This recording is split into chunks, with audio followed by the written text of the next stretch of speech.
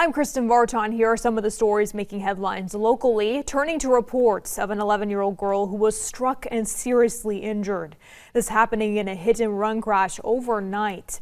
The Bakersfield Police Department now saying they were able to track down the driver they believe is responsible. According to BPD, the girl was walking near Brim Hall and Old Farm Roads with her mother and 4-year-old sibling when she was hit by a black SUV. Police say the driver took off but was located just a couple hours later.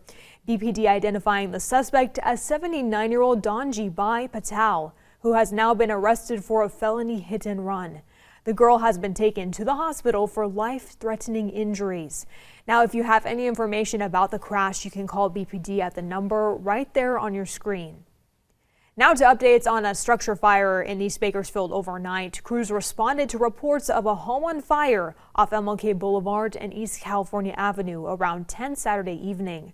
According to firefighters at the scene, crews were able to eventually put out the flames, and thankfully no one was hurt. But authorities say the cause of this fire is still under investigation.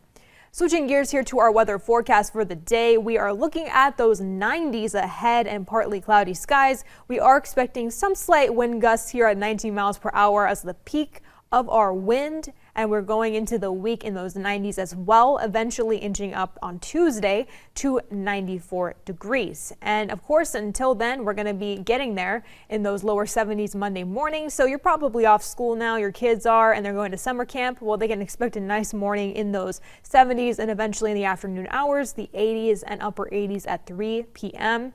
For our mountain communities as well, we're going to inch up in temperature and see here 80s as we go on into the week, lower 90s in Lake Isabella, and we make it 100, but it's even hotter in the valley, right? We're expecting triple days of triple digits in our valley area, possibly even on next Sunday, 113 degrees. But thankfully, our mountains are faring cooler. Tehachapi and Fraser Park in those lower 70s, eventually midweek in those lower 80s, nice and sunny skies. And then we're ending our week with those 90s. Fraser Park and Tehachapi are similarly in that situation.